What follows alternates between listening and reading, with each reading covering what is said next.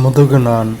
இது கருவளர்ச்சியின் போது உடலில் உள்ள நடுமுதுகு பகுதியில் உருவாக்கப்படும் நீண்ட கோல்வடிவ அமைப்பு ஆகும். இது முதன்மை உயிர்களில் மட்டும் நிலைத்திருக்கும். ஆனால் மற்ற விலங்குகளில் முதுகெலும்பு தொடராக மாற்றமடைகிறது. முதுகுநான் முதன்மை உயிர்களில் மட்டும் நிலைத்திருக்கும். மற்ற விலங்குகளில் முதுகெலும்பு தொடராக மாற்றமடைகிறது. கருவளர்ச்சியின் போது நடுமுதுகு பகுதியில் உருவாக்கப்படும் நீண்ட கோல் வடிவ அமைப்பு தான் முதுகுநான். பொதுப்பெயர் அமீபா. இருசொற் பெயர் அமீபா புரோட்டியஸ், ஹைட்ரா வல்காரிஸ், உருளைப்புழு அஸ்காரிஸ் லும்பிரிகைடஸ், நாடாப்புழு டீனியா சோலியம், மண்புழு லாம்பிடோமாரிட்டி அல்லது பெரியோனிக்ஸ் எக்ஸ்கவேட்டஸ், அட்டை ஹெர்டினேரியா கிரானுலோசா, கரப்பான் பூச்சி பெரிப்ளானட்டா அமெரிக்கானா, நத்தை ஃபைலா குளோபோசா, நட்சத்திர மீன் அஸ்டெரியஸ் ரூபன்ஸ், தவளை ரானா ஹெக்ஸாடாக்டைலா, சுவர்பல்லி பெடார்சிஸ் மியூரலிஸ், காகம் கார்வஸ் ஸ்பெலண்டன்ஸ், மயில் பாவோ கிறிஸ்டேட்டஸ், நாய் கேனிஸ் ஃபெமிலியாரிஸ், பூனை ஃபெலிஸ், புலி பான்தரா டைகிரிஸ், மனிதன் ஹோமோ செப்பியன்ஸ். சென்டிபீட். பூரான் என்பதற்கு 100 காலிகள் என்று பொருள். ஆனால் பெரும்பாலானவை 30 இணைக்கால்களை மட்டுமே பெற்றுள்ளன. மில்லிபீட். மரவட்டை என்பதற்கு 1000 கால்கள் என்று பொருள். இவை 100 கால்களை மட்டுமே பெற்றுள்ளன. பூரான் இந்த படத்தில் பார்த்துருக்கீங்களா? இந்த பூரானுக்கு தான் 100 கால்கள் அப்படின்னு பொருள். ஆனால் 30 இணைக்கால்களை தான் பெற்றிருக்கு. அதாவது லெஃப்ட் ரைட்டு 30 60 கால்களை பெற்றிருக்கு. மில்லிபீட் மரவட்டை இதுக்கு 1000 கால்கள்னு பொருள். ஆனால் இதில் 100 கால்கள் தான் இருக்குது. சென்டிபீட் பூரான், மில்லிபீட் மரவட்டை. உணர்ச்சி, தன் விழிப்புணர்வு, ஆளுமை, அறிவாற்றல், தனித்தன்மை மற்றும் மனிதர்களுடனான தொடர்பு போன்ற பண்புகளை கொண்ட ஒரே முதுகுநானற்ற உயிரி ஆக்டோபஸ் ஆகும். பூமியின் மீது மனிதனுக்கு அடுத்து அதிக ஆதிக்கம் செலுத்துபவைகளாக ஆக்டோபஸ்கள் விளங்கும் என சிலர் யோகிக்கின்றனர். இந்த படத்தில் காமிச்சிருக்காங்கல்ல, நல்லா பாருங்கள். இதுதான் ஆக்டோபஸ். இதுதான் மனிதர்களுடனான தொடர்பு கொண்ட முதுகுநானற்ற உயிரி.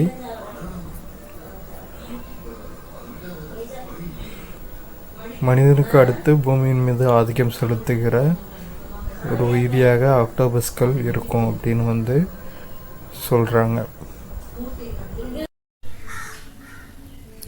மிகச்சிறிய முதுகெலும்பியான பிலிப்பைன் கோபி அல்லது குட்டை பிக்மி கோபி வெப்பமண்டல பகுதியில் வாழும் மீனினமாகும். இவை தென்கிழக்கு ஆசியாவின் சதுப்பு நிலங்கள் மற்றும் உப்பு நீர்நிலைகளில் காணப்படுகின்றன. இவை 10 மில்லிமீட்டர் மட்டுமே நீளம் கொண்டவை, அதாவது 1 சென்டிமீட்டர். என்ன பேர்? பிலிப்பைன் கோபி அல்லது குட்டை. இதுதான் இந்த பிலிப்பைன் கோபி மீன். குட்டை பிக்மி கோபி, டார்ஃப் பிக்மி கோபி. சீனாவின் ராட்சத சாலமாண்டர் ஆண்ட்ரியஸ் டாவிடியன்ஸ் உலகிலேயே மிகப்பெரிய எதிர்வாழ்வியாகும். இது 5 அடி மற்றும் 11 அங்குல நீளமும் 65 கிலோ எடையும் உடையது. இது மத்திய மற்றும் தெற்கு சீனாவில் காணப்படுகின்றது. இருவாழ்வி உலகிலே மிகப்பெரிய இருவாழ்வி எதுனா ராட்சத சாலமாண்டர் ஆண்ட்ரியஸ் டாவிடியன்ஸ். 5 அடி 11 அங்குல நீளம் உடையது, 65 கிலோ எடையை உண்டது. இது சீனாவில் காணப்படுது. தமிழ்நாட்டின் மாநில பறவை மரகதப்புறா. இந்த படத்தில் காமிச்சிருக்குல்ல, இதுதான் மரகதப்புறா. முதுகெலும்புடைய விலங்குகளில் 35 மீட்டர் நீளமும் 120 டன் எடையும் கொண்ட ராட்சத நீல திமிங்கலமே மிகப்பெரிய விலங்காகும். ஸோ மிகப்பெரிய விலங்கு எது? நீலத்திமிங்கலம். அதோட நீளம் 35 மீட்டர், எடை 120 டன் எடை. என்ன போட்டிருக்காங்க நீலத்திமிங்கலத்தோட பிக்சர். முதுகெலும்புடைய விலங்குகளில் இதுதான் ரொம்ப பெருசு. உருளைக்கிழங்கில் பாரன்கைமாவின் வெற்றிடம் முழுவதும் ஸ்டார்ச்சினால் நிரம்பி உள்ளது. ஆப்பிளில் பாரன்கைமா சர்க்கரையை சேமித்து வைத்துள்ளது. ஸோ உருளைக்கிழங்கில் பாரன்கைமாவோட வெற்றிடம் ஸ்டார்ச்சினால் நிரம்பியிருக்கு. ஆப்பிளில் பாரன்கைமாவோட வெற்றிடத்தில் சர்க்கரை சேமித்து வைக்கப்பட்டுள்ளது. சைலம் மற்றும் ஃப்ளோயத்திற்கு இடையே உள்ள வேறுபாடுகள். சைலம் நீர் மற்றும் கனிமங்களை கடத்துகின்றன. சைலம் நீரை கடத்தும். ஃப்ளோயம் கரிம கரைப்பொருட்கள் அல்லது உணவுப் பொருட்களை கடத்துகின்றன. இதை எப்படி ஞாபகம் வச்சுக்கிறாங்கன்னா ஃப்ளோயம் FLOYAM எதை கடத்துதுன்னா ஃபுட்டுன்னா உணவுப் பொருளை கடத்துது. FF ஃப்ளோயம் உணவுப் பொருட்களை கடத்துது. இப்படி ஈஸியாக ஞாபகம் வச்சுக்கலாம். அடுத்து கடத்தல் பெரும்பாலும் ஒரே திசையில் நடக்கிறது. அதாவது வேரிலிருந்து தாவரத்தின் மேல் பகுதிகளுக்கு. அதாவது சைலத்தோட கடத்தல் பெரும்பாலும் வேரிலிருந்து தாவரத்தின் மேல் பகுதிக்கு கடத்தப்படுது. ஃப்ளோயத்தோட கடத்தல் இரு திசைகளிலும் நடக்கிறது. இலையிலிருந்து வளரும் மற்றும் சேமிப்பு உறுப்புக்கு அல்லது சேமிப்பு உறுப்பிலிருந்து வளரும் பாகங்களுக்கு. இலையிலிருந்து தண்டுக்கோ அல்லது தண்டிலிருந்து இலைக்கோ மாறி மாறி ஃப்ளோயத்தில் டிரான்ஸ்ஃபர் நடக்குது. சைலம் ட்ரக்கீடுகள் மற்றும் சைல குழாய்கள் மூலம் கடத்துகின்றன. ஃப்ளோயம் சல்லடை குழாய்கள் மூலம் கடத்துகின்றன. சைல குழாய்கள் ட்ரக்கீடுகள் சைலம் பாரன்கைமா மற்றும் சைலம் நார்களால் ஆனவை. ஃப்ளோயம் துணை செல்கள் ஃப்ளோயம் பாரன்கைமா சல்லடை கூறுகள் மற்றும் ஃப்ளோயம் நார்களால் ஆனவை. இவ்வளவுதான். ஆக்கு திசு மற்றும் நிலைத்த திசுவிற்கு இடையே உள்ள வேறுபாடுகள். ஆக்கு திசு இதன் செல்கள் அளவில் சிறியவை, கோள அல்லது பலகோண வடிவம் உள்ளவை மற்றும் வேறுபாடற்றவை. நிலைத்த திசு இதன் செல்கள் பெரியவை, வேறுபட்டவை, பல்வேறு வடிவமுடையவை. ஸோ ஆக்கு திசு செல்கள் சிறியவை, நிலைத்த திசு செல்கள் பெரியவை. ஆக்கு திசுவின் சைட்டோபிளாசம் அடர்த்தியானது, வெற்றிடங்கள் காணப்படுவதில்லை. நிலைத்த திசு உயிருள்ள நிலைத்த செல்களின் மையத்தில் பெரிய வெற்றிடங்கள் உள்ளன. ஆக்கு திசு சைட்டோபிளாசம் அடர்த்தியானது, வெற்றிடம் கிடையாது. நிலைத்த திசுல பெரிய வெற்றிடங்கள் இருக்கு.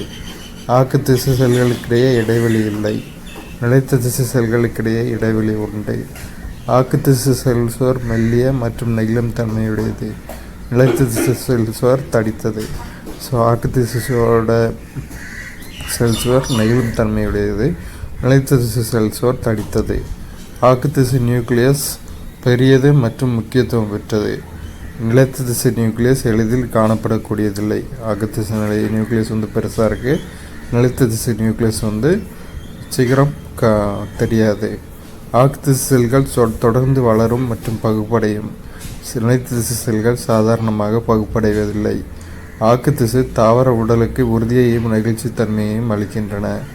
நிலைத்த திசு உறுதியை மட்டுமே அளிக்கின்றன. ஆக்கு திசு தாவர உடலுக்கு நெகிழ்ச்சியை கொடுக்குது, நிலைத்த திசு உறுதியை மட்டும் கொடுக்குது. தசை நார்கள் அதிகப்படியாக இழுக்கப்படுவதால் சுளுக்கு ஏற்படுகிறது. இந்த படத்தில் கொடுத்துருக்காங்கல்ல, இதை தான் தசைநார். தசைநாருங்கிறது இணைப்பு திசுவின் கட்டு. இது ஒரு எலும்பினை அருகிலுள்ள எலும்புடன் இணைக்கிறது. இந்த எலும்பையும் இணைக்கிற இந்த ஒயிட்டாக தெரியுதுல, இதுதான் தசைநார். நமது உடல் செல்களின் வயது. ஸோ நமது உடல் செல்களோட வயது. கண்விழி, பெருமூளை புரணி, நரம்பு செல்கள் மற்றும் அதிகப்படியான தசை செல்கள் வாழ்நாளில் ஒருமுறை இறந்தால் அவை மீண்டும் சீரமைக்கப்படுவதில்லை. இதெல்லாம் கண்விழி, பெருமூளை புரணி, நரம்பு செல்கள், தசை செல்கள் இதெல்லாம் ஒரு வாட்டி செத்துடுச்சுன்னா திரும்ப வராது. குடலின் எபித்தீலிய புரணி செல்களின் வாழ்நாள் 5 நாட்கள் ஆகும். குடலின் எபித்தீலிய புரணி செல்களின் வாழ்நாள் 5 நாட்கள். செல்கள் புதுப்பிக்க ஆகும் காலம். தோல் செல் ஒவ்வொரு 2 வாரங்கள். 2 வாரத்துக்கு ஒரு வாட்டி தோல் செல் முளைக்கும். எலும்பு செல்கள் ஒவ்வொரு 10 வருடங்கள். 10 வருஷத்துக்கு ஒரு வாட்டி எலும்பு செல் முளைக்கும். கல்லீரல் செல்கள் ஒவ்வொரு 300 to 500 நாட்கள். கல்லீரல் செல்கள் 300 to 500 நாட்கள். இரத்த சிவப்பு செல்கள் 120 நாட்களில் இறந்து மீண்டும் புதுப்பிக்கப்படுகின்றன. ரெட் பிளட் செல்ஸ் RBCs 120 நாட்கள், ஏறத்தாழ 4 மாதம் மீண்டும் புதுப்பிக்கப்படுது. நரம்பு செல்களில் சென்ட்ரியோல்கள் இல்லாததால் அவை பகுப்படைவதில்லை. ஆனால் இவை கிளியல் செல்களிலிருந்து நரம்புருவாக்குதலின் மூலம் உருவாக்கப்படுகின்றன. நரம்பு செல்லில் சென்ட்ரியோல் இல்லாதனால அது பகுப்படைவதில்லை, அதாவது பெருக்கம் அடையாது. கவுண்டிங்ஸ் அதே கவுண்டிங்ஸில் இருக்கும். ஆனால் பகுப்படைவதுன்னா அதான் கவுண்டிங்ஸ் பெருகிட்டே இருக்கும். 1 2 2 4 4 8 8 16 16 32 அப்படி பெருகிட்டே இருக்கும். ஆனால் நரம்பு செல்லில் சென்ட்ரியோல் இல்லாதனால அது பகுப்படைவதில்லை, அந்த மாதிரி மாற்றம் ஏற்படுறதில்லை. ஆனால் இவை கிளியல் செல்களிலிருந்து நரம்புருவாக்குதலின் மூலம் உருவாக்கப்படுகின்றன.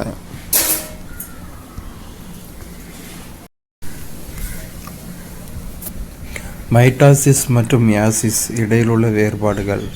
மைட்டாசிஸ் உடல் செல்களில் நிகழ்கிறது. மியாசிஸ் இனச்செல்களில் நிகழ்கிறது. மைட்டாசிஸ் வாழ்க்கை முழுவதும் வளர்ச்சியை தொடர பங்காற்றுகிறது. மியாசிஸ் குறிப்பிட்ட வயதில் இனச்செயல்பாடு மற்றும் கேமிட் உருவாக்கத்தில் பங்காற்றுகிறது. மைட்டாசிஸ் ஒரு பகுப்பை மட்டும் கொண்டது. மியாசிஸ் 2 பகுப்புகளை கொண்டது. ஸோ மைட்டாசிஸ் உடல் செல்லில் நடக்குது, மியாசிஸ் இனச்செல்லில் நடக்குது. மைட்டாசிஸில் வாழ்க்கை முழுவதும் வளர்ச்சியை தொடருது. மியாசிஸ் குறிப்பிட்ட வயதில்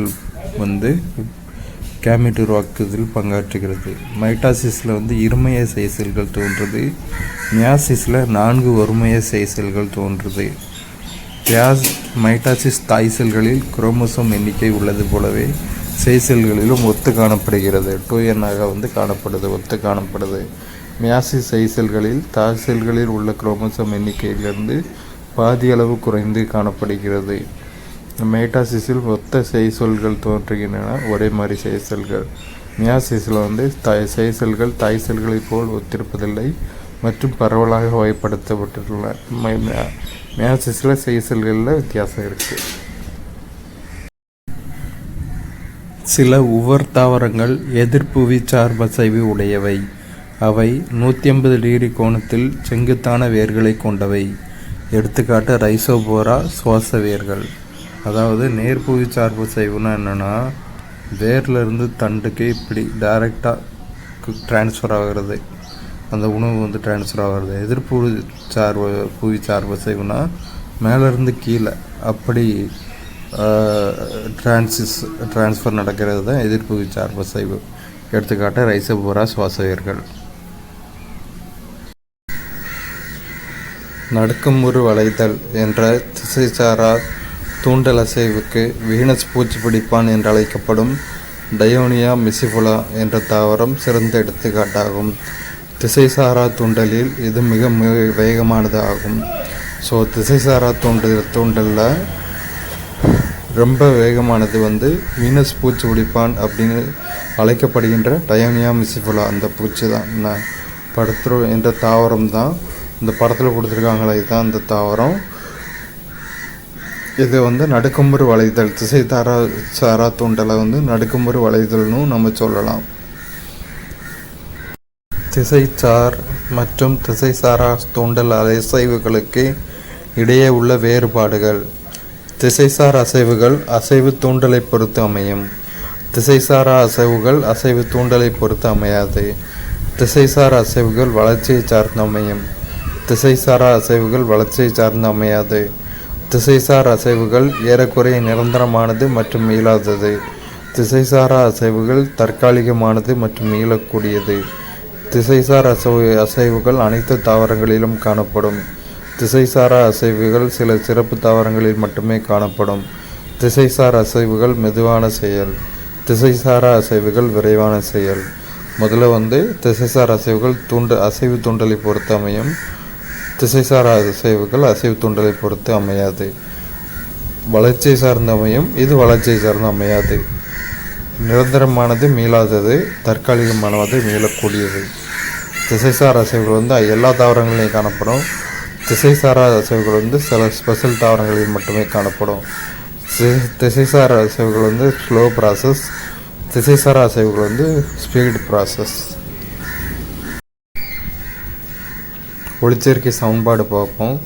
6CO2 + 12H2O gives C6H12O6 + 6H2O + 6O2 gives.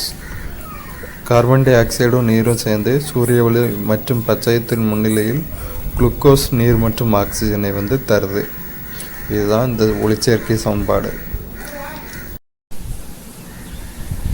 சூரிய ஒளியை ஈர்க்கக்கூடிய வெஸ்பா ஓரியண்டாலிஸ் என்ற எறும்பை டெல்லவிவ் பல்கலைக்கழக விஞ்ஞானிகள் கண்டறிந்துள்ளனர். இதன் வயிற்றுப் பகுதியில் மஞ்சள் திட்டுகள் மற்றும் அசாதாரண மேல்தோல் அமைப்பு 30 அடுக்குகளை கொண்டு தடித்து காணப்படுகிறது. மேல்தோல் பகுதியில் பச்சையும் காணப்படாது, மாறாக சாந்தோப்டரின் என்ற மஞ்சள் நுண்ணொளி உணர் நிறமி காணப்படுகிறது. இவை ஒளி அறுவடை மூலக்கூறாக செயல்பட்டு ஒளியாற்றலை மின்னாற்றலாக மாற்றுகின்றன. வெஸ்பா ஓரியண்டாலிஸ் என்ற அப்படிங்கிற எறும்பில் சாந்தோப்டரின் அப்படிங்கிற மஞ்சள் நுண்ணொளி உணர் நிறமி காணப்படுது. இதன் மூலமாக தான் சூரிய ஒளியை ஈர்த்து ஒளியாற்றலை வந்து மின்னாற்றலாக மாற்றுது. இதோட இந்த வெஸ்பா ஓரியண்டாலிஸ் பூச்சியோட வயிற்று பகுதியில் மஞ்சள் திட்டுகள் 30 அடுக்குகளை கொண்டு தடித்து காணப்படுகிறது. பற்களின் வகைகளும் அவற்றின் பணிகளும். பற்களின் வகைகள்: வெட்டுப்பற்கள். பற்களின் எண்ணிக்கை 8. பணிகள்: வெட்டவும் மற்றும் கடிக்கவும். கோரை பற்கள் 4. கிழிக்கவும் மற்றும் துளையிடவும். முன்கடைவாய் பற்கள் 8. நசுக்கவும் மற்றும் அரைக்கவும். பெண் கடைவாய் பற்கள் 12. நசுக்கவும், அரைக்கவும் மற்றும் மெல்லவும்.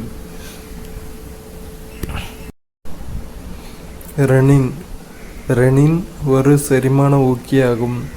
பால் புரதமாகிய கேசினை உறைய வைக்கிறது மற்றும் புரதம் செரிமானமாவதை அதிகரிக்கிறது.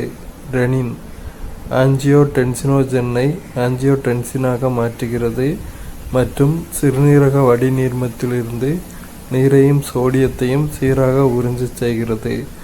ரெனினோட பணி ஒரு செரிமான ஊக்கி, கேசினை உறைய வைத்தல், புரதம் செரிமானமாவதை அதிகரித்தல். ரெனினோட பணி ஆஞ்சியோடென்சினோஜனை ஆஞ்சியோடென்சினாக மாற்றுவது, சிறுநீரக வடிநீர்மத்திலிருந்து நீர் மற்றும் சோடியத்தை உறிஞ்ச செய்தல். இதெல்லாம் ரெனின் மற்றும் ரெனினோட பணிகள்.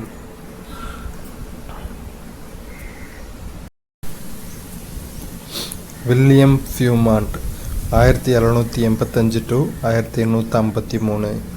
வில்லியம் ஃபியூமாண்ட் என்பார் ஒரு அறுவை சிகிச்சை மருத்துவர் ஆவார். இவர் இரைப்பைசார் உடற்செயலியலின் தந்தை என அறியப்பட்டிருந்தார். அவர் தனது அவதானிப்புகளின் அடிப்படையில் இரைப்பையில் உள்ள செறிவுமிக்க ஹைட்ரோகுளோரிக் அமிலம்தான் செரிமானத்தில் முக்கிய பங்காற்றுவதாக குறிப்பிட்டுள்ளார். வில்லியம் ஃபியூமாண்டுங்கிறவர் வந்து ஒரு சர்ஜரி டாக்டர், இரைப்பைசார் உடற்செயலியலின் தந்தை அப்படின்னு வந்து அழைக்கப்படுகிறார்.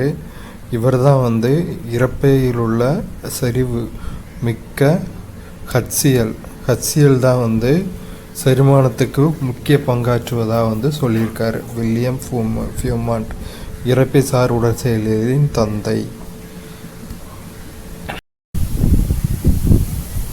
செரிமான மண்டலத்தின் மிக நீளமான பகுதியான சிறுகுடல் 5 மீட்டர் நீளமுடையது.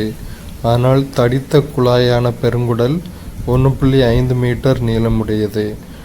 சிறுகுடலின் நீளம் 5 மீட்டர், பெருங்குடலின் நீளம் 1.5 மீட்டர். பெருங்குடல் வந்து தடித்த குழாய். செரிமானத்தின் செயல்முறை: முதல்ல உணவு வாய் வழியாக வந்து உட்செலுத்துதல். அடுத்தது வாய்க்குழி வழியாக கார்போஹைட்ரேட்டுகளின் செரிமானம் வந்து துவங்கும். தொண்டையில் வந்து உணவானது வாய்க்குழியிலிருந்து தொண்டைக்கு செல்லும். உணவு தொண்டையிலிருந்து உணவு குழாயிற்கு இரைப்பைக்கும் கடத்தப்படல். உணவு குழாய் மூலமாக இரைப்பைக்கு கடத்தப்படும். இரைப்பை புரதங்களின் செரிமானம் துவங்குதல். கார்போஹைட்ரேட்டுகள், புரதங்கள், கொழுப்புகளின் செரிமானம் நிறைவடைதல். சுருகுடல், சிறு துகள் போன்ற பொருட்கள் உறிஞ்சப்படுதல், சத்துக்கள் உறிஞ்சப்படுதல். பெருங்குடல், நீர் மற்றும் கனிமங்கள் உறிஞ்சப்படுதல். இதில் தான் இந்த 2 ப்ராசஸ்லையும் தான் ரத்தம் வந்து உருவாகுது. அடுத்து மலவாய் வழியாக வெளியேற்றப்படுது கழிவு. இவ்வளோதான் செரிமானத்தின் செயல்முறை. இரு சிறுநீரகங்களும் மொத்தமாக 2 மில்லியன் நெப்ரான்களை கொண்டு 170 to 180 லிட்டர் இரத்தத்தை வடிகட்டுகின்றன. சிறுநீரகங்களானவை இரத்தத்தின் அளவில் 99% அளவை மீண்டும் உறிஞ்சிக்கொண்டு மீள வழங்குகின்றன. இரத்தத்திலுள்ள 1% மட்டும் வடிகட்டப்பட்டு சிறுநீராக மாறுகிறது. ஸோ 2 சிறுநீரகங்களும் 2 மில்லியன் நெப்ரான்களை கொண்டிருக்கு. 170 to 180 லிட்டர் ரத்தத்தை வந்து வடிகட்டுது. 99% வந்து மீள உறிஞ்சி கொண்டு மீள வழங்குது. 1% மட்டும் சிறுநீராக வந்து மாறுது.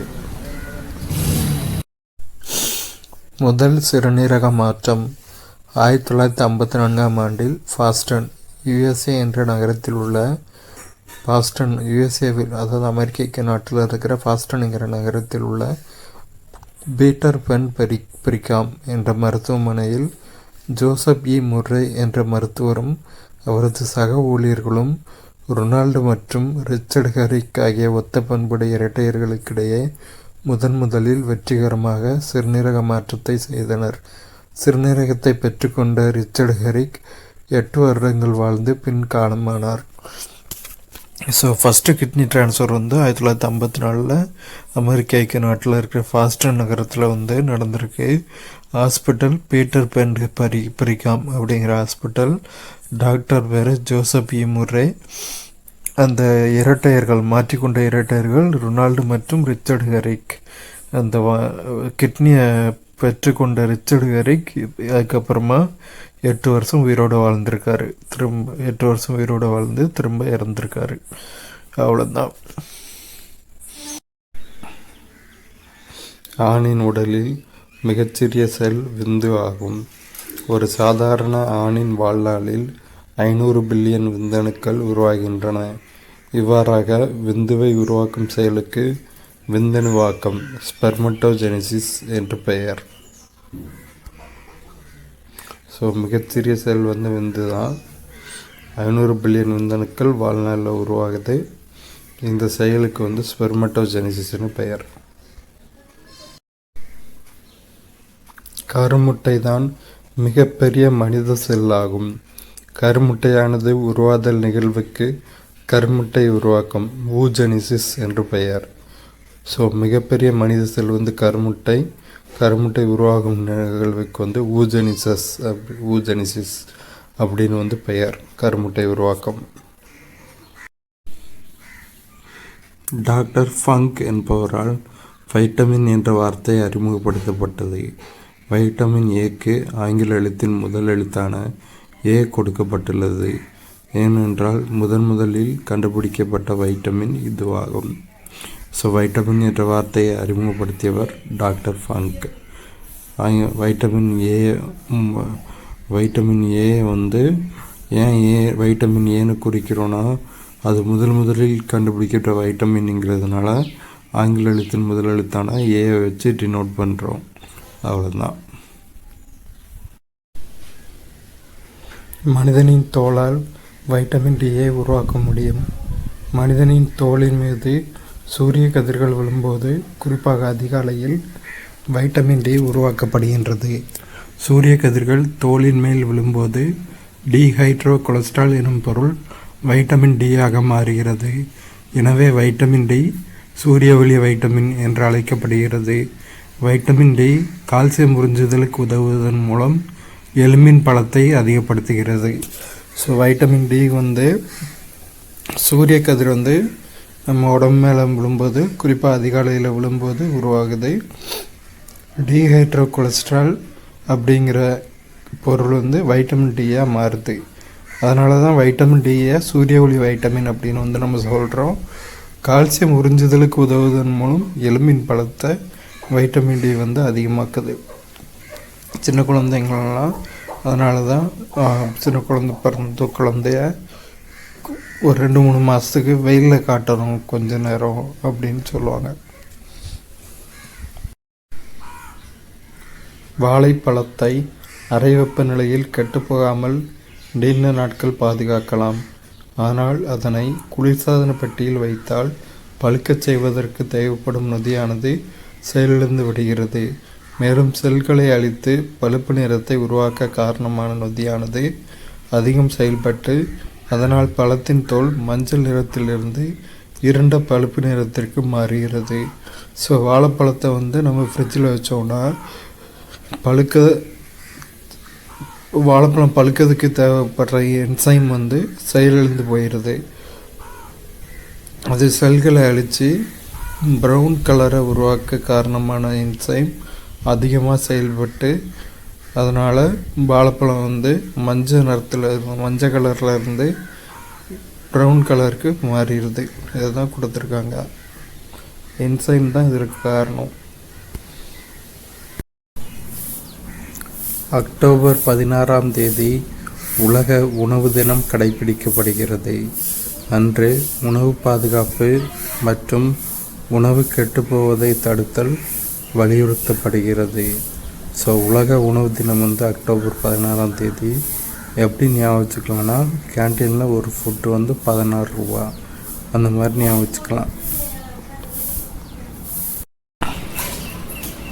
உணவு பாதுகாத்தலை ஊக்குவிப்பதற்காகவும் அதன் முன்னேற்றத்திற்காகவும் 2015ஆம் ஆண்டு ஏப்ரல் மாதம் 7ஆம் தேதி உலக சுகாதார தினத்தன்று பண்ணை முதல் உண்ணும் வரை பாதுகாத்திடுவீர் உணவை என்ற முழக்கம் எழுப்பப்பட்டது. ஸோ 2015ஆம் ஆண்டு ஏப்ரல் 7ஆம் தேதி உலக சுகாதார தினம். என்ன வாசகம்னா, பண்ணை முதல் உண்ணும் வரை பாதுகாத்திடுவீர் உணவை, அதாவது உணவு பாதுகாத்தல் சம்பந்தமாக அது விவசாயத்தில் இருந்து ஆரம்பிக்கிற வரைக்கும் நம்ம ஆரம்பிக்கிறதுல இருந்து நம்ம சாப்பிட்ற வரைக்கும் உணவு பாதுகாக்கணும் அப்படின்னு சொல்கிறாங்க.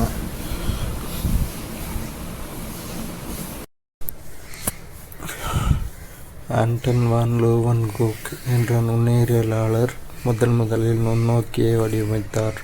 அவர் 1674ஆம் ஆண்டில் தனது பல்லிலிருந்து சிதைவுற்ற பகுதியை எடுத்து அதை நுண்ணோக்கியின் உதவியுடன் உற்று நோக்கினார்.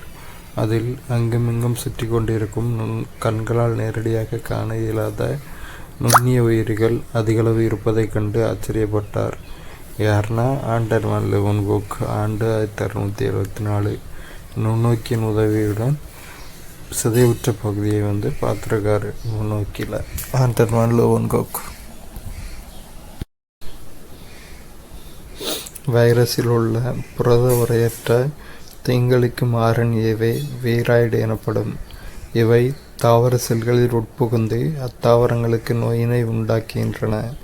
ஸோ வீராய்டுன்னு என்னென்னா தீங்களிக்கும் RNA. இவை தாவர செல்லில் புகுந்து நோயை உண்டாக்குது. உலக சுகாதார தினம் ஏப்ரல் 7. எப்படி ஞாபகம் வச்சுக்கலான்னா, 7 நாளும் நம்ம சுத்தபத்தமாக இருந்தால் தான் சுகாதாரமாக இருக்க முடியும். வாரத்தில் 7 நாளும் அப்படின்னு ஞாபகம் வச்சுக்கலாம். உலக மலேரியா தினம் ஏப்ரல் 25. உலக எய்ட்ஸ் தினம் டிசம்பர் 1. உலக காசநோய் எதிர்ப்பு தினம் மார்ச் 24.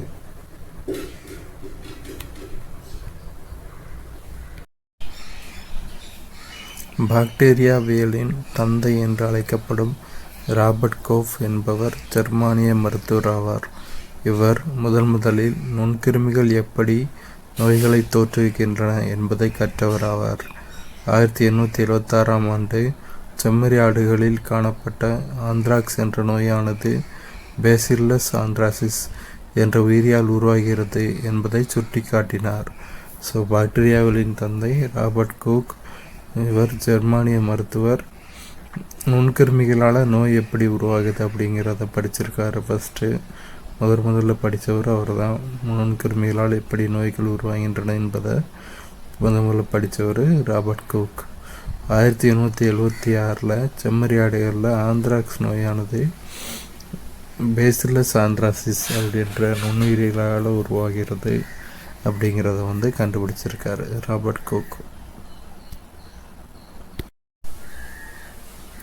சர் ரொனால்ட் ராஸ் என்பவர் இந்தியாவில் பிறந்த பிரிட்டிஷ் மருத்துவர் ஆவார். இவர் மலேரியாவை பற்றிய தனது ஆய்விற்கு புகழ் பெற்றவர். இவர் இந்திய மருத்துவத்துறையில் 25 ஆண்டுகள் பணியாற்றினார். தனது ஆராய்ச்சியின் விளைவாக மலேரியா ஒட்டுண்ணியின் வளரும் நிலைகளானது கொசுவின் இரைப்பை குடல்வழி பகுதியில் நடைபெறுகிறது எனவும், எனவே மலேரியாவானது கொசுவினால் தான் பரவுகிறது எனவும் நிரூபித்தார். உடலியல் அல்லது மருத்துவத்துறைகளில் மலேரியா பரவும் விதம் பற்றிய தனது கண்டுபிடிப்புக்காக 1902ஆம் ஆண்டு நோபல் பரிசை பெற்றார். யார்னா சர் ரொனால்டு ராஸ். இவர் வந்து பிரிட்டிஷ் டாக்டர், இந்தியாவில் பிறந்த பிரிட்டிஷ் டாக்டர். மலேரியாவை பற்றிய ஆய்வு பண்ணியிருக்காரு. இந்தியாவில் வந்து 25 வருஷம் வந்து பணியாற்றியிருக்காரு. மலேரியா ஒட்டுண்ணியோட வளரும் நிலை வந்து கொசுவோட இரைப்பை குடல்வழி பகுதியில் நடக்குதுன்னு, அதனால் மலேரியா வந்து கொசுவால் தான் பரவுது அப்படிங்கிறதையும் வந்து ப்ரூவ் பண்ணியிருக்காரு. இந்த மலேரியாவை பற்றின இந்த கண்டுபிடிப்புக்காக 1902ஆம் ஆண்டு இவர் வந்து நோபல் பரிசை பெற்றிருக்காரு, சர் ரொனால்ட் ராஸ். டெங்கு காய்ச்சலுக்கு வந்து பப்பாளி இலைகளின் கொழுந்திலிருந்து எடுக்கப்பட்டு வடிகட்டப்பட்ட திரவம் மற்றும் நிலவேம்பு கஷாயம் ஆகியவை டெங்கு நோய் பாதிக்கப்பட்ட நோயாளிகளுக்கு கொடுக்கப்படுகிறது. இது இரத்த தட்டுகளின் எண்ணிக்கையை அதிகரிப்பதாக அறியப்பட்டுள்ளது. ஸோ டெங்கு வந்துச்சுன்னா இரத்த தட்டுகளோட எண்ணிக்கை வந்து குறைஞ்சிரும். ஸோ அதிலிருந்து மீள்றதுக்காண்டி பப்பாளி இலைய வடிகட்டின திரவத்தையும் நிலவேம்பு கஷாயத்தையும் நம்ம வந்து குடிக்கிறோம் நோயாளிகளுக்கு. அதனால் வந்து இரத்த தட்டுகளோட எண்ணிக்கை வந்து அதிகரிக்கும். பிளேட்லெட்ஸோட கவுண்டிங்ஸ் வந்து அதிகரிக்கும், இன்க்ரீஸ் ஆகும். 2009ஆம் ஆண்டு ஏப்ரல் மாதத்தில் பன்றி காய்ச்சலானது கண்டறியப்பட்டது. இந்நோய் பல மில்லியன் மக்களை தாக்கியது.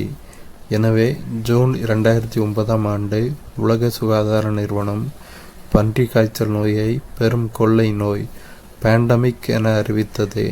2015ஆம் ஆண்டு இந்தியாவில் 31,000 மக்கள் இந்நோயால் பாதிக்கப்பட்டு அதில் 1900 பேர் இறந்து போனதாக தகவல்கள் உள்ளன. ஸோ பன்றி காய்ச்சலால் வந்து 1900 பேர் வந்து இறந்து போயிருக்காங்க. ஹூ நிறுவனம், வேர்ல்டு ஹெல்த் ஆர்கனைசேஷன் வந்து இதை வந்து பேண்டமிக், பெரும் கொள்ளை நோய், கொரோனா வைரஸ் மாதிரி பேண்டமிக் அப்படின்னு வந்து அறிவிச்சிருக்கு. 2009 ஏப்ரலில் கண்டறியப்பட்டது. ஜூன் 2009 ஹூவால் வந்து பேண்டமிக்காக வந்து அறிவிக்கப்பட்டிருக்கு.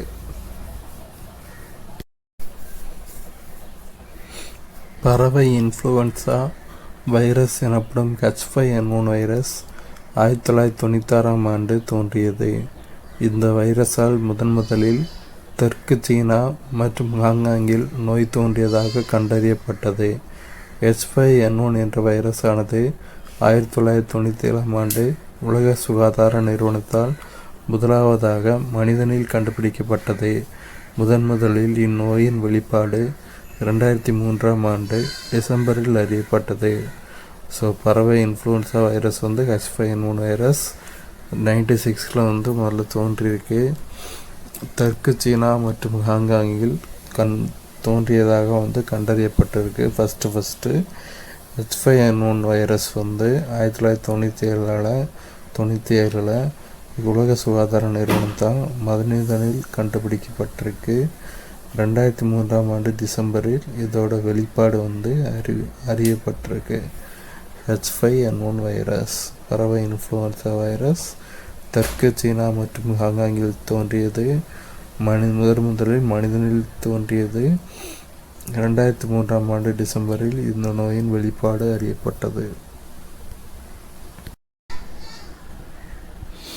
HIV நோயானது முதலில் அமெரிக்காவில் ஹட்டாய் என்ற இடத்தில் 1981ஆம் ஆண்டு கண்டுணரப்பட்டது.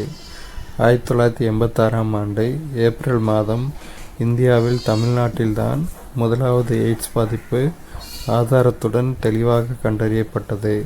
இந்த எய்ட்ஸ் பாதிப்பிற்கு எய்ட்ஸ் தடுப்பூசி RV-144 என்ற மருந்தானது தாய்லாந்து நாட்டில் 2003ஆம் ஆண்டு சோதனைக்காக வழங்கப்பட்டது. இதனுடைய ஆய்வறிக்கை 2011ஆம் ஆண்டு வழங்கப்பட்டது. ஸோ முதல்ல HIV நோய் அமெரிக்காவில் ஹட்டாய் அப்படிங்கிற இடத்துல 1981 கண்டுபிடிச்சிருக்காங்க. 1986 தமிழ்நாட்டில் முதலாவது எய்ட்ஸ் பாதிப்பு ப்ரூஃபோடு கண்டுபிடிச்சிருக்காங்க. எய்ட்ஸ் தடுப்பூசி RV-144 அப்படிங்கிற மருந்து தாய்லாந்தில் 2003 சோதனைக்காக வழங்கியிருக்காங்க. இதோட ஆய்வறிக்கை 2011 வழங்கப்பட்டிருக்கு. தடுப்பூசி இடுதல் நிகழ்வை எட்வர்ட் ஜென்னர் என்பவர் அறிமுகப்படுத்தினார். உலக சுகாதார நிறுவனத்தின் அறிக்கையின்படி மனித குலத்தினிடையே இருந்த பெரியம்மையானது ஜென்னரின் தடுப்பூசி மூலம் முழுவதுமாக அளிக்கப்பட்டுவிட்டது. ஸோ தடுப்பூசியை அறிமுகப்படுத்தியவர் ஜென்னர். இவரோட கண்டுபிடிப்பினால் பெரியம்மை நோயானது ஜென்னரின் தடுப்பூசி மூலம் முழுவதுமாக 100% அளிக்கப்பட்டிருக்கு.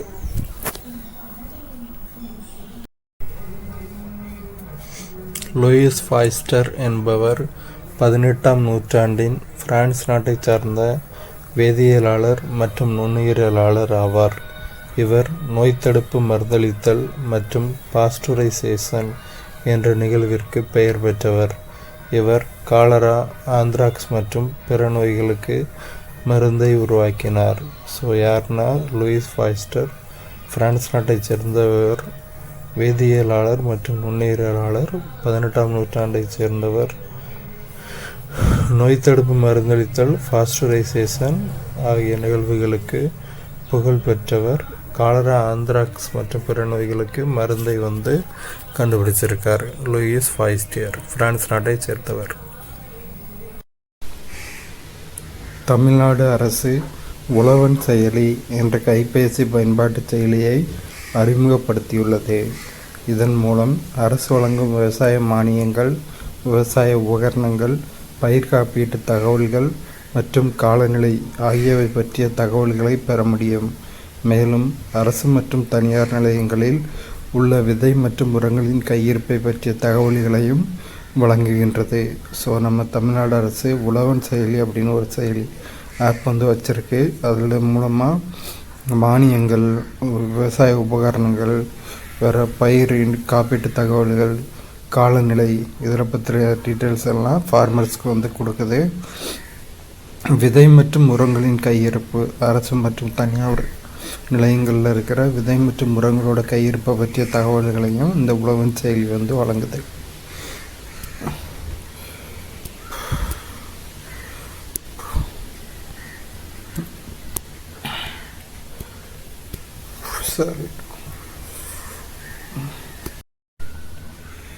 பிரதம மந்திரி பயிர் காப்பீட்டு திட்டம் PMFBY.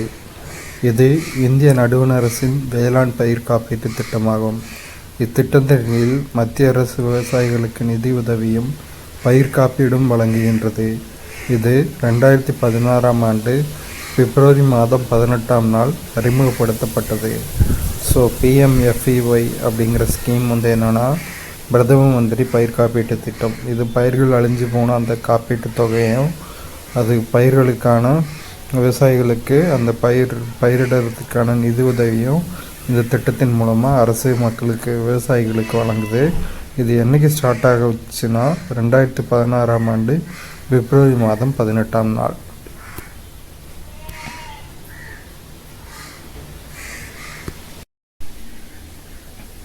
உயிரி உரத்திட்டம்.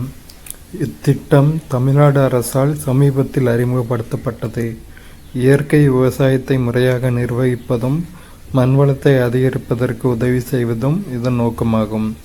ஸோ பயோ ஃபெர்டிலைசர் பிளான், இதோட நோக்கம் என்னென்னா, இயற்கை விவசாயம், நேச்சுரல் அக்ரிகல்ச்சர், அதை மேனேஜ் பண்ணுறது, அதோட சாயில் ஃபெர்டிலிட்டி, மண் வளத்தை அதிகரித்தல், அதுக்கு உதவி செய்கிறது. இது ரெண்டும் தான் பயோ ஃபெர்டிலைசர் பிளானோட நோக்கங்கள். இது தமிழ்நாடு அரசால் சமீபத்தில் அறிமுகப்படுத்தப்பட்டது.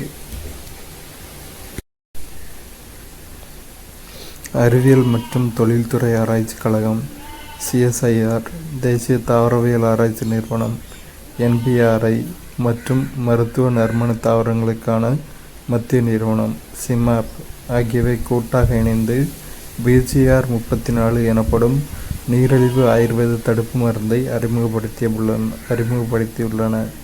BGR abbreviation blood glucose regulator. இது 34 வகையான தாவர மூலிகை வளங்களை அங்கமாக கொண்டது. இது இரத்த அழுத்தத்தை கட்டுப்படுத்துகின்றது. BGR-34 அப்படிங்கிற தடுப்பு மருந்து 34 வகையான தாவர மூலிகை வளங்களை அங்கமாக கொண்டது. இது பிளட் ப்ரெஷரை ரெகுலேட் பண்ணுது. இதெல்லாம் சேர்ந்து BGR-34 உருவாக்கியிருக்காங்கன்னா சிஎஸ்ஐஆர் அறிவியல் மற்றும் தொழில்துறை ஆராய்ச்சி கழகம், என்பிஆர்ஐ தேசிய தாவரவியல் ஆராய்ச்சி நிறுவனம், அப்புறமா மருத்துவ நறுமண தாவரங்களுக்கான மத்திய நிறுவனம் சிமாப். இந்த 3 கூட்டாக இணைந்து BGR-34 அப்படிங்கிற நீரிழிவு சுகர் ஆயுர்வேத தடுப்பு மருந்து BGR பிளட் குளுக்கோஸ் ரெகுலேட்டர் அப்படிங்கிற தடுப்பு மருந்தை அறிமுகப்படுத்தியிருக்காங்க. தமிழகத்தை தாயகமாக கொண்ட இழுவை மாடுகள் காங்கேயம். இவை காங்கேயத்தில் உருவாகியவை. தாராபுரம், பெருந்துறை, ஈரோடு, பவானி மற்றும் கோயம்புத்தூர் மாவட்டங்களில் காணப்படுகின்றன. புலிக்குளம் மாடுகள். இவ்வின மாடுகள் தமிழ்நாட்டில் மதுரை மாவட்டத்தில் உள்ள கம்பம் பள்ளத்தாக்குகளில் பொதுவாக காணப்படுகின்றன. இவை ஜல்லிக்கட்டு மாடு எனவும் அழைக்கப்படுகின்றன. நிலத்தினை உரமேற்றவும் உழவு செய்யவும் இவ்வகை மாட்டினங்கள் அதிகம் பயன்படுகின்றன. காங்கேய மாடுகள் எங்கே காணப்படுதுன்னா தாராபுரம், பெருந்துறை, ஈரோடு, பவானி மற்றும் கோயம்புத்தூர் மாவட்டம். புலிக்குளம் மாடுகள் கம்பம் பள்ளத்தாக்கில், மதுரை தேனி இடையில் இருக்கிற கம்பம் பள்ளத்தாக்கில் அதிகமாக காணப்படுது. இவைகள் ஜல்லிக்கட்டு மாடு அப்படின்னும் அழைக்கப்படுது. நிலத்தினை உரமேற்ற உழவு செய்ய பயன்படுகின்றன புலிக்குளம் மாடுகள். அவ்வளோதான்.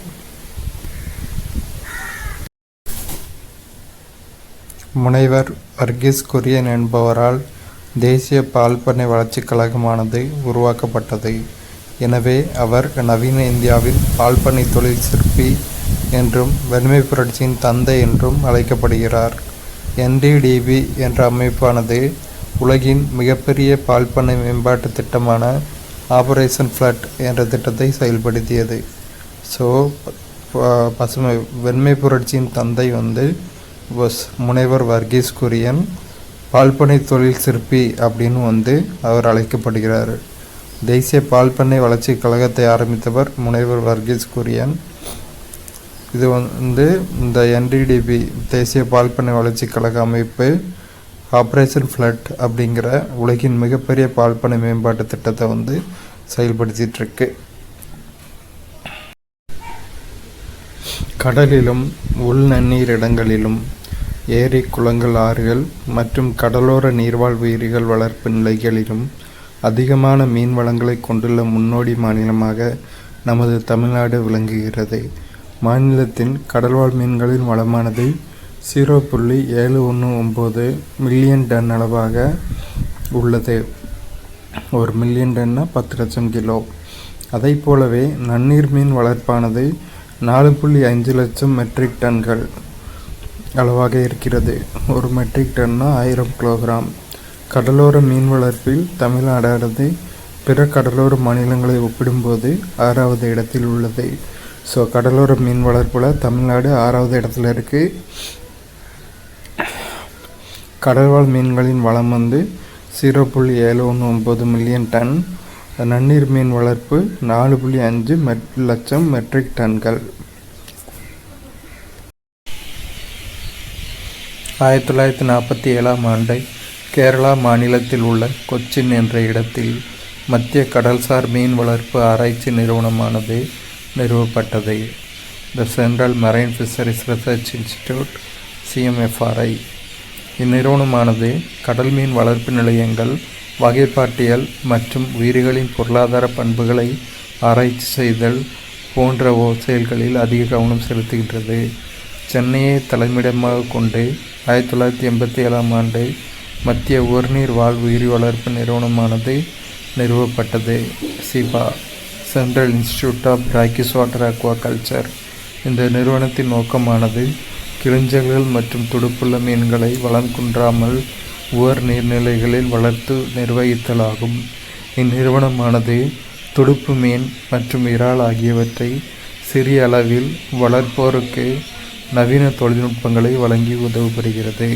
ஸோ 2 நிறுவனங்கள் 1947 கேரளா மத்திய கடல்சார் மீன் வளர்ப்பு ஆராய்ச்சி நிறுவனம், the central marine fisheries research institute CMFRY கேரளாவில் கொச்சினில் 1947 நிறுவியிருக்காங்க.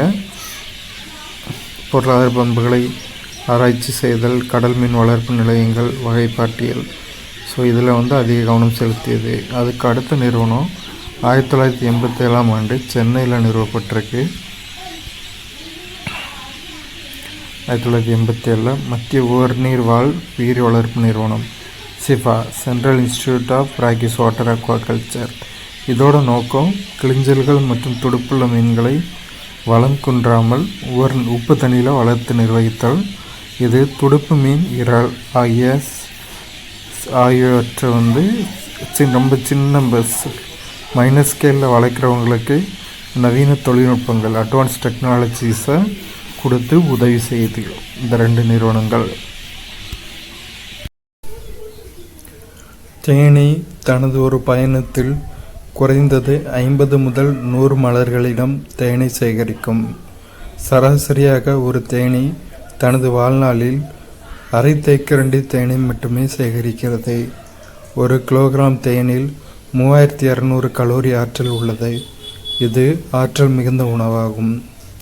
ஸோ தேன் ரொம்ப ஆற்றல் மிகுந்த உணவு. 1 கிலோ தேனில் 3200 கலோரி ஆற்றல் இருக்குது. சராசரியாக ஒரு தேனி அதோட லைஃப் டைமில் 1/2 டேபிள் ஸ்பூன் தேனை தான் சேகரிக்குது. தேனி தனது ஒரு பயணத்தில் 50 to 100 பூக்கள்லேருந்து தேனை சேகரிக்குது. நைட்ரஜன் சுழற்சியில் பங்கெடுக்கும் நுண்ணுயிர்கள். நைட்ரஜன் சுழற்சியில் பங்கு பெறும் நிலைகள். நைட்ரஜன் நிலைநிறுத்தல்.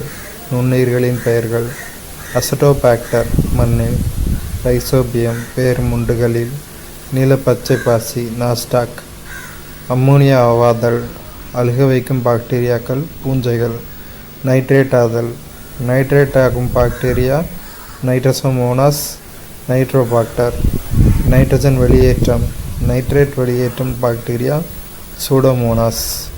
ஸோ நைட்ரஜன் நிலைநிறுத்தலில் அசட்டோபாக்டர், ரைசோபியம், நீலப்பச்சை பாசி, அம்மோனியாவாதல் பாக்டீரியாக்கள் மற்றும் பூஞ்சைகள் அம்மோனியாவாக்கும், நைட்ரேட் ஆக்கும் பாக்டீரியா நைட்ரோசோமோனாஸ் மற்றும் நைட்ரோபாக்டர், நைட்ரஜனை வெளியேற்றும் பாக்டீரியா சூடோமோனாஸ்.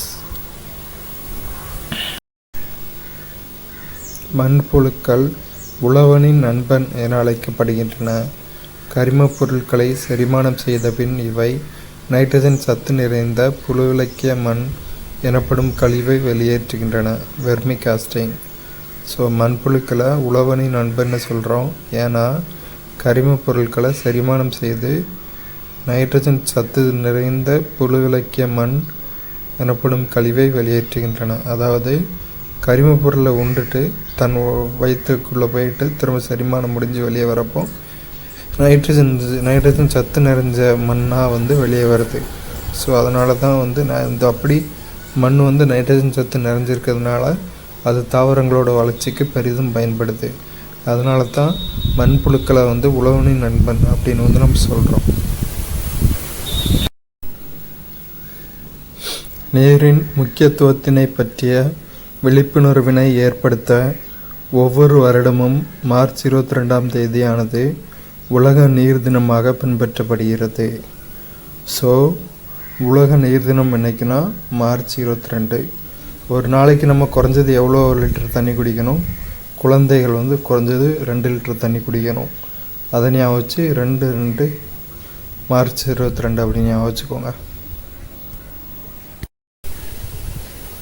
சுவிட்சர்லாந்து நாட்டில் கிளாண்ட் என்ற இடத்தில் 1948ஆம் ஆண்டு அக்டோபர் மாதம் 5ஆம் நாள் IUCN நிறுவனம் தோற்றுவிக்கப்பட்டது. ஸோ IUCN நிறுவனம் எங்கே இருக்குது? சுவிட்சர்லாந்து நாட்டில் இருக்க கிளாண்டுங்கிற இடத்துல இருக்குது. தோற்றுவிக்கப்பட்ட நாள் 1948 அக்டோபர் 5. அவ்வளோதான்.